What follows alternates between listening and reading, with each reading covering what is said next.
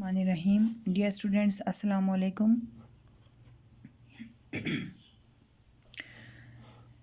Lesson 2 for class 3. In this lesson, we are studied about our body parts. The name of the chapter is Understanding Ourself. Means कि अपने आप को आप समझें कि आपकी body क्या है. So it is said in this lesson that our body is like a machine. It has many parts. Some parts we are able to see them, and some parts which are not seen, they are inside our body. So our body parts help us to see, hear, taste, feel, smell, play, study. Whatever we do, that is because of all these body parts. So in this lesson it is said that some parts of our body are outside our body which can easily be seen, like your eyes, your nose, your tongue, your teeth, your hair, fingers. These all are the body parts which you can see. But there are some body parts which you can't see, जो कि आपको नज़र नहीं आते. These are inside your body, like your heart, your brain, your lungs. These all are inside your body. You cannot see them, but they keep you alive. Some parts of our body are essential to stay alive. यानी आपकी body के अंदर कुछ parts तो ऐसे हैं जिनके ना होने से आप ज़िंदा ही नहीं रह सकते, लेकिन फिर कुछ बॉडी पार्ट्स ऐसे भी हैं कि जिनके ना होने से, जिनकी इम्पोर्टेंस तो अपनी जगह है, बट उनके ना होने से आपकी लाइफ कंटिन्यू रह सकती है. सो सपोज़ गॉड्स फॉरबिड, खुदा न खास्ता, अगर आपकी आइज़ डैमेज हो जाती हैं, कोई ईयर डैमेज हो जाता है, कोई उंगली में कोई फिंगर आपकी डैमेज हो जाती है, तो यू विल स्टे अलाइव, आप ज़िंदा रहेंगे. लेकिन अगर खुदा न खास्ता आपके हार्ट को कुछ हो जाता है, आपके ब्रेन को कुछ हो जाता है, तो you can not stay alive. So in this page number 9, it is said that your body has different parts. Some are inside your body and some are outside. You can see some of them, but you cannot see some of them. So any malfunctioning in these machine, any malfunctioning of any part in this machine will disturb your life. So here separately different parts are described. Look at your books, page number 10. First one is the brain. Some important parts of our body.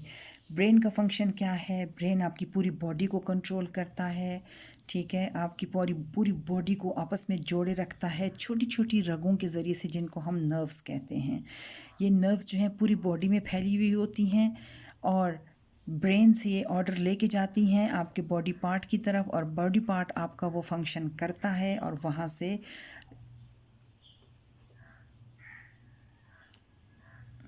Message वो लेके आते हैं, ठीक है. तो these nerves are working as a messenger.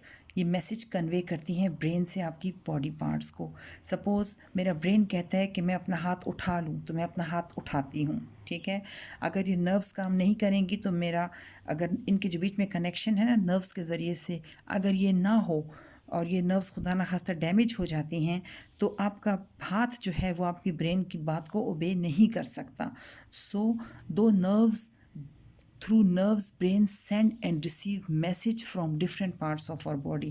तो nerves के ज़रिए से brain जो है वो पूरा मैसेज बॉडी पार्ट्स को कन्वे भी करता है और वहाँ से रिसीव भी करता है. दूसरी चीज़ है ब्लड. ब्लड आपकी बॉडी के अंदर ट्रांसपोर्ट सिस्टम है. एक सिस्टम नर्व्स का है, एक ब्लड का है. ब्लड जो है ट्रांसपोर्ट सिस्टम है, जो ब्लड के ज़रिए से हमारी पूरी बॉडी के अंदर वाटर, फूड और ऑक्सीजन मूव करता है, ठीक है. ये हमारी पूरी बॉडी के अंदर से वेस्ट मटेरियल यानी ब्लड लेके जाता है ऑक्सीजन, वाटर और फूड को हमारी पूरी बॉडी पार्ट्स के ज़रिए, पूरी बॉडी पार्ट्स के पास, और वहाँ से लेके आता है वेस्ट मटेरियल को उन बॉडी पार्ट्स से, ठीक है.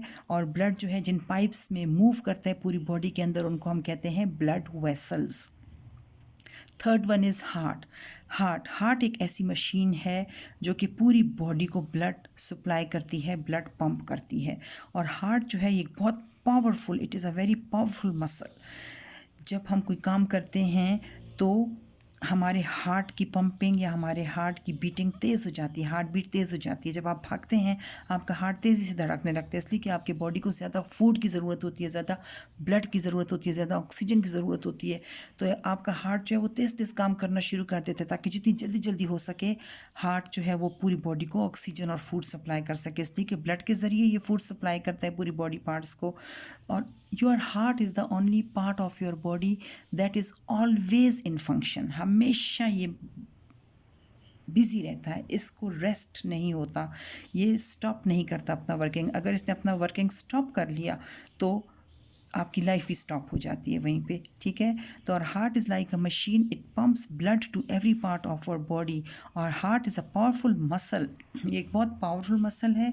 It works all the time, it never rests. When we exercise, our heart pumps faster. The heart is the center of our blood system. Blood system जो पूरी बॉडी के अंदर फैला हुआ है, उसका सेंटर कौन सी जगह है? हार्ट।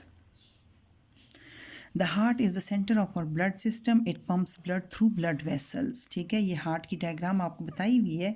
ये इसके अंदर करीब करीब इसकी मोटी रगें होती हैं, जूँ जूँ ये आगे आगे फैलती जाती हैं, ये वेन्स जो हैं ये और छोटी होती जाती हैं और हर एक सेल तक ब्लड को पहुंच जाती हैं।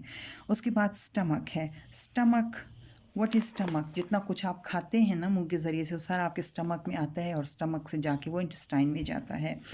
तो everything we need a supply of energy. हमें जितनी भी चीज़ें हम यूज़ करते हैं, खुराक लेते हैं, वो सब के सब हमें एनर्जी सप्लाई करती हैं। वॉकिंग के लिए, रनिंग के लिए, इवन कि स्लीपिंग के लिए हमें एनर्जी की भी ज़रूरत होती है। देखिए, खाली पेट आपको नींद भी नहीं आती है। Energy comes from the food we eat. तो जो खुराक हम लेते हैं उसी से हमें एनर्जी मिलती है और ये खुराक हमारे स्टमक, मैदे के ज़रिए से डाइजेस्ट होती है, हज़म होती है। When food is digested it provides energy to our body. अगर स्टमक में फूड जाएगा वो डाइजेस्ट होगा और वहीं से वो सारा का सारा फूड जो है पूरी बॉडी को सप्लाई होगा। तो स्टमक जो है ये वो पार्ट ऑफ द बॉडी है जो कि पूरी बॉडी को फिर फूड डाइजेस्ट करके सप्लाई करता है। So next is bones. देखें यहाँ डायग्राम आपको दी हुई है बोन्स की, ठीक है। हमारी बॉडी का फ्रेम वर्क है। अगर बोन्स नहीं होंगी, फ्रेम नहीं होगा, तो उसके अंदर जितनी चीज़ें हमने बाकी रखी हुई हैं वो सारी की सारी भी हमें सही समझ नहीं आएंगी। ये देखें, रिब्स बनी हुई हैं, ठीक है, पसलियाँ जिनको हम कहते हैं, इनके अंदर हमारे सॉफ्ट ऑर्गन्स यानी कि हार्ट, लंग्स, ये चीज़ें अल्लाह ताला ने रखी हुई हैं। ये स्कल है, इसके अंदर ब्रेन होता है। इसके अलावा फिर ये हड्डियाँ हैं, इनके ऊपर मसल्स होते हैं, ठीक है। तो यानी ये इस ब्रेन, अगर खुदा न खास्ता एक हड्डी भी टूट जाए तो उस बॉडी पार्ट का आपकी शेप ही चेंज हो जाती है। यानी ये फ्रेम वर्क है, बॉडी को सपोर्ट करता है। स्कल हमारे ब्रेन को प्रोटेक्ट करता है, रिब्स हमारे हार्ट को प्रोटेक्ट करते हैं, ठीक है। बोन्स जो है वो सॉलिड मेटल बार की तरह हमारी बॉडी को प्रोटेक्ट करता है। They also need a blood supply.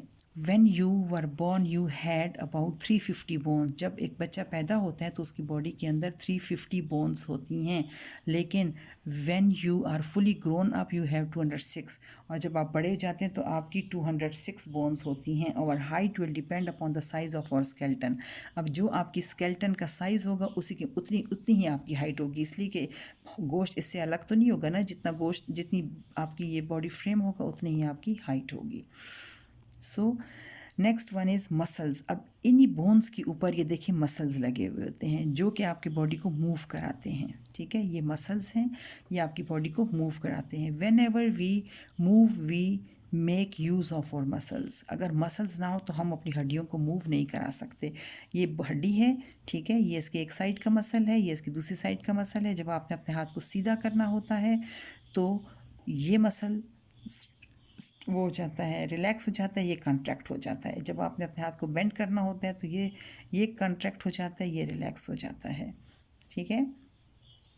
तो it is the muscles we use them to move the bones at the joints. Muscles are attach to the bones.